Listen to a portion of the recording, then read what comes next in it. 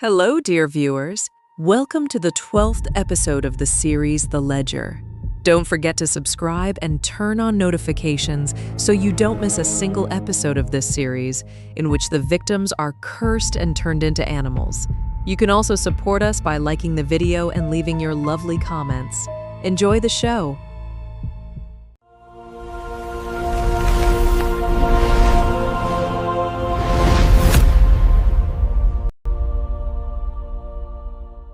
After dragons, dear reader, one develops an appetite for smaller kingdoms.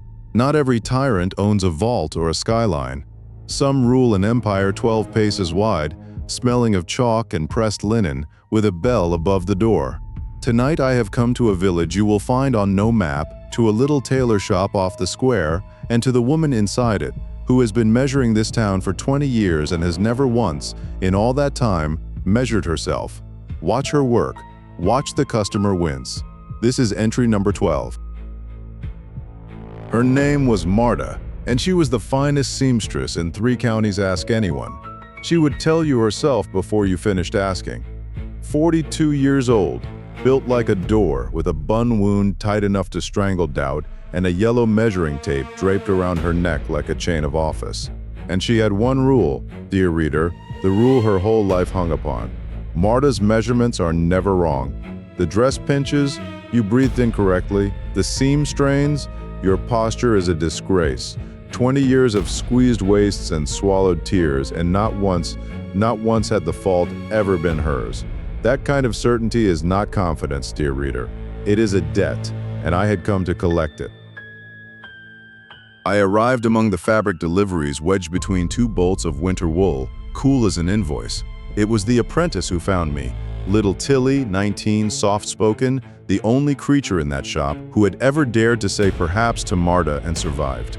She lifted me out with both hands, read the golden letters on my spine, and carried me to her mistress trembling because she, unlike her mistress, had the good sense to be afraid of a book that glows.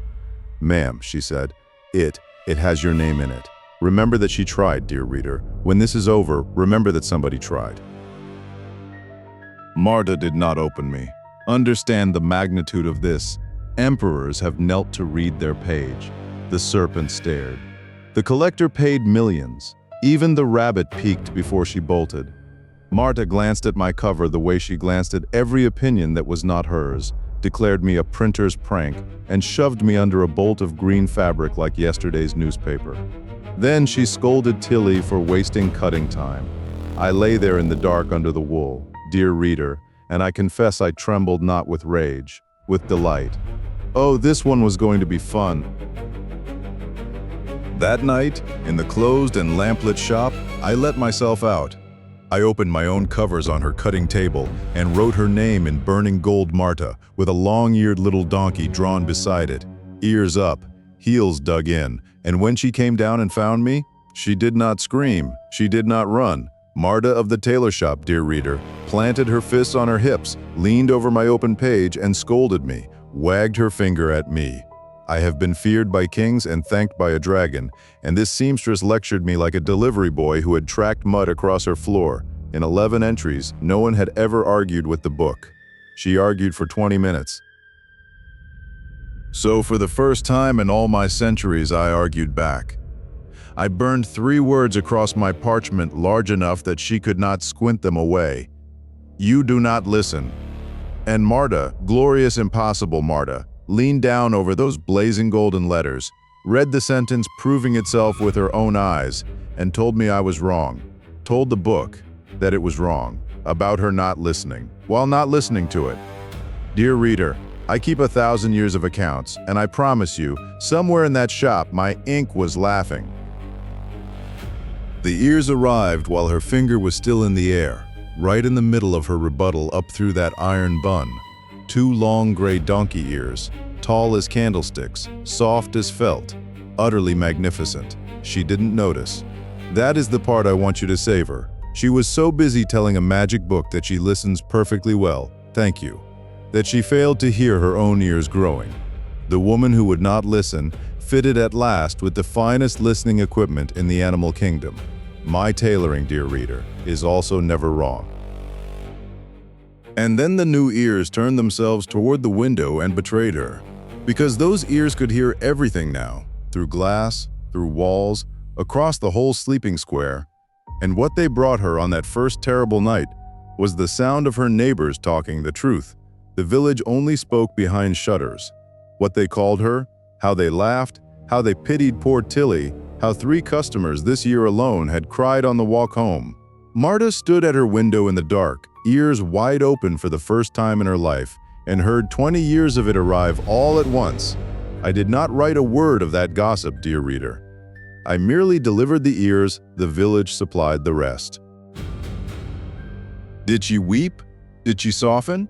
She tied a scarf over her head and went back to the sewing machine.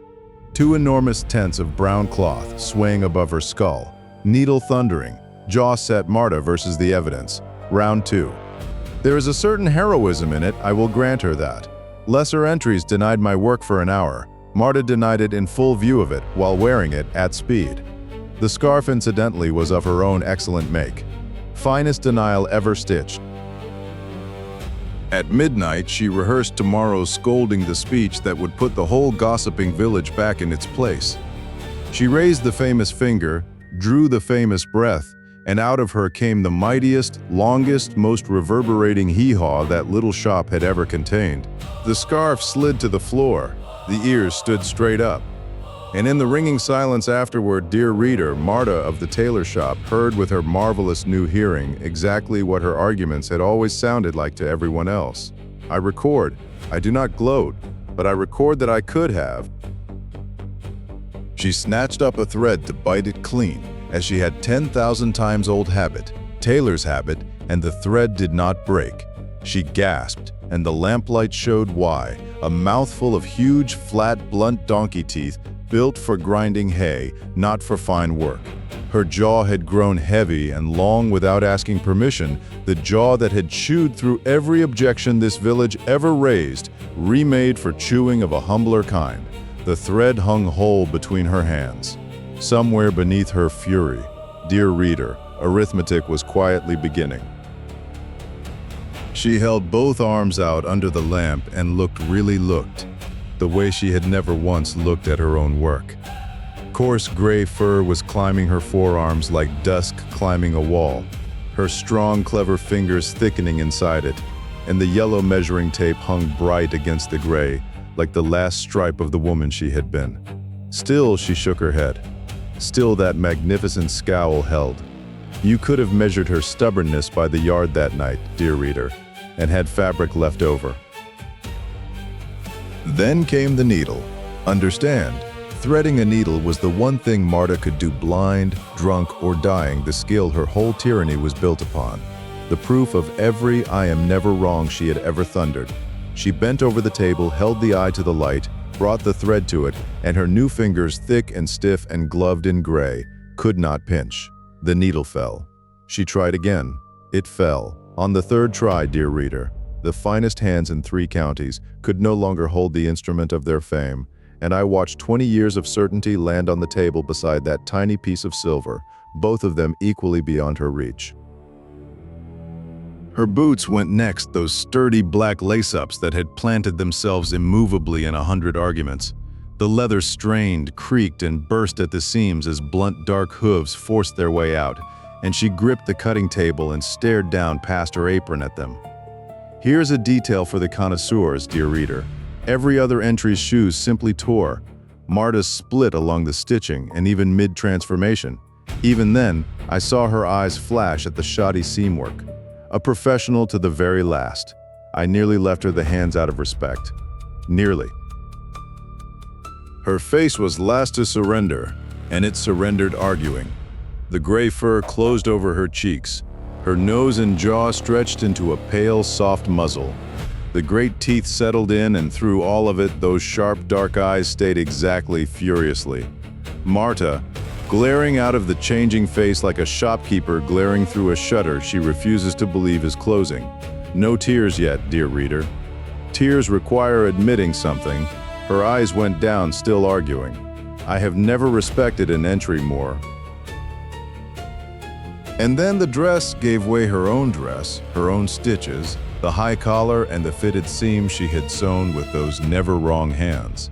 It split along every line at once as the sturdy gray body swelled out of it. The apron strings snapped. The last of the tailoring surrendered to the tailored. She dropped forward onto 4 new legs amid the wreckage of her own perfect work. There is a sentence I have waited 11 entries to write, dear reader, and here it is at last. The measurements, in the end, were wrong, and they were hers. The tail came almost gently after all that, a gray tufted tail flicking free of the final scrap of dove gray cloth, and she twisted her long-eared head around to watch it swish. One small absurd puff of movement entirely beyond her control, waving off the last of the argument. Of all my entries' transformations, dear reader, hers ended quietest. No roar, no gallop, no shattered dome. Just a tail, a stillness, and a shop gone very, very silent. A donkey stood in the little tailor shop, filling it wall to wall too big for the aisles she had ruled, ears brushing the fabric bolts she had guarded like treasure, the yellow measuring tape still draped around her gray neck. My golden light washed over her from the cutting table, and she did not look at me. 20 years of I am never wrong, dear reader, and it all came down to this: a sturdy gray creature standing motionless among the pins and patterns, listening because now she could do nothing else, to the enormous quiet of being, at last, entirely out of arguments. By the next morning, the whole village knew. Villages always know, and I stayed to watch, dear reader, because Marta's account had 1 page left, and it was not mine to write. They found her in the square at sunrise, planted dead center on the cobblestones like a monument the town had never voted for, legs squared, head low, the measuring tape glinting in the morning sun. And here I must make a professional confession, dear reader. One, I have never entered into any page before. I transformed them. I do not improve them. The ears were new, the tail was new, the hooves were new, the stubbornness was original equipment. Marta the woman would not be moved. Marta the donkey had simply upgraded the hardware. They tried ropes. Oh, how they tried. 2 grown men, the blacksmith and the carter, the strongest backs in the village, hauling on a halter with their boots sliding on the cobbles, faces purple, while the donkey leaned back against them with the placid, immovable calm of a stone wall that has opinions. She did not bray. She did not kick. She simply declined with her whole body, the way she had declined every fitting note, every complaint, every gentle perhaps for 20 years. Dear reader, I have recorded 11 transformations before this one, and I record now a first. She is the only entry who, even after the change, was still winning. And then the rope went slack, because Tilly came. Little Tilly in her pale blue dress, who had been dismissed 1,000 times, and had come back 1,001, she stepped past the dropped halter, past the panting men, and stopped a respectful pace away. No rope, no pulling. She tilted her head, held out one small open hand, and asked, softly. The way you ask someone you still believe is in there, that was all, dear reader. After the strongest men in the village had failed with hemp and muscle, a 19-year-old apprentice tried please. And the ear turned. For the first time in this entire account, for the first time, I suspect in 20 years, one long gray ear swiveled fully, willingly, toward a voice that was not her own. The great head came down. The stubborn crease between those brows, the one even my transformation could not iron out, softened like a seam under a warm press. And Marta, who had argued with customers, with neighbors, with her own reflection, with an actual magic book, listened. One tear rolled down the gray fur. Dear reader, and I recorded it precisely, because I know exactly what it cost. It was the first thing she had ever let anyone else win. She walked, not pulled-assed, across the square in the bright morning, side by side with the girl she had silenced 1,000 times, the abandoned rope lying on the cobblestones behind them, and the whole village parting in silence. And from the door of the little tailor shop, my golden dust rose and drifted up over the rooftops. Account closed, page dried. The final ledger line for entry number 12 reads as follows. Dear reader, and it is the shortest I have ever written. She listens now to one person. When asked kindly, It is not redemption. I do not sell redemption. But for a woman who spent 20 years being right, it is by exact measurement 1 ear more than she ever gave anyone. And already my pages are warming for the next name, a grander one, I'm afraid. The ink has drawn her portrait in gold, a mane like a crown, a tailored suit, amber eyes that have never once looked up at anyone. Somewhere in the city of glass towers, there is a woman they call the Queen, who built her throne on other people's backs, who takes the credit and delegates the claws, who believes the hunt belongs to her because she eats first. Entry number 13 is coming, dear reader, and it wears a crown of teeth. Subscribe, and be here when I open. After all, I would so hate for the next name I write to belong to someone who wasn't watching.